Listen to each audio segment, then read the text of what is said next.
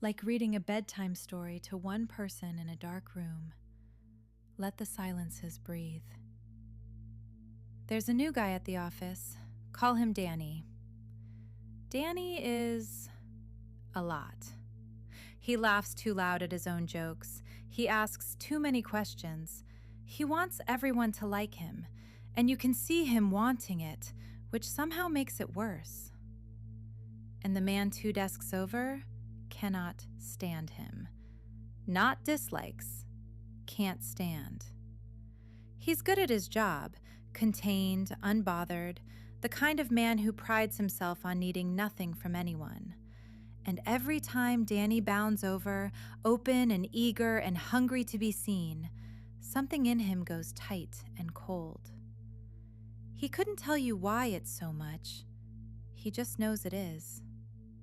It shows up small, a flatness in his voice when Danny speaks, an eye that doesn't quite meet his. He tells himself he's just being professional, low maintenance. Not like that. He's proud of it, actually, that he doesn't need the reassurance, the attention, the hand-holding. He learned to run on empty and call it strength. Then one afternoon, Danny catches him alone, drops the performance for a second, says quietly, "Hey, can I ask you something? I feel like I'm messing this up.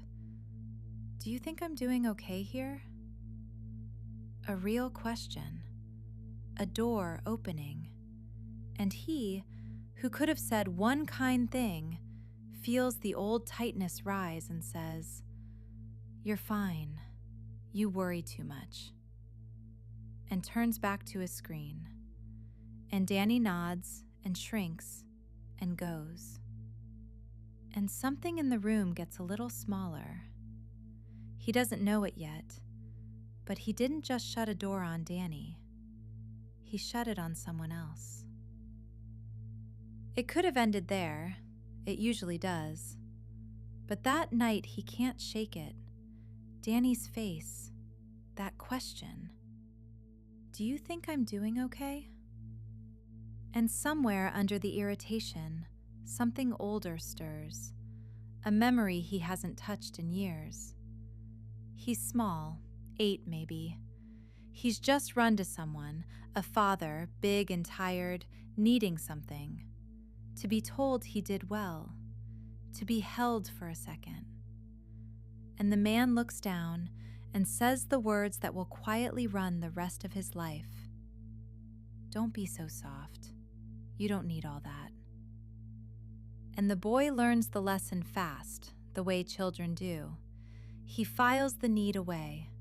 He decides, without words, that wanting to be seen is dangerous, a weakness, a thing to be ashamed of. And he grows into a man who needs nothing, who is proud to need nothing, who cannot stand the sight of anyone who does. And there, in the dark, it lands. The thing he can't stand about Danny, the openness, the hunger, the naked wanting to be seen. It was never about Danny at all. It's the boy he buried to survive. Danny is just walking around, doing the one thing he was never allowed to do. Needing out loud. That's the heat. You don't rage at strangers, you rage at the exiles. He doesn't cry, he just sits with it. A strange grief for a boy who was told he was too much and believed it for 40 years. The thing he couldn't stand was himself all along. Finally standing in the light. I'll say this gently because it's the whole reason for the story. You have a Danny too. Someone who gets under your skin in a way that's just a little too big for the crime. I'm not going to tell you to like them. I'm only going to leave one quiet question with you and let you carry it. What if the thing you can't stand in them is a part of you? one you exiled so long ago you forgot it was yours. You can't change what you won't look at. So this week, when the heat rises, don't turn away from it. Turn toward it and ask, softly, what in me just got touched? You don't have to answer tonight. The question knows how to wait.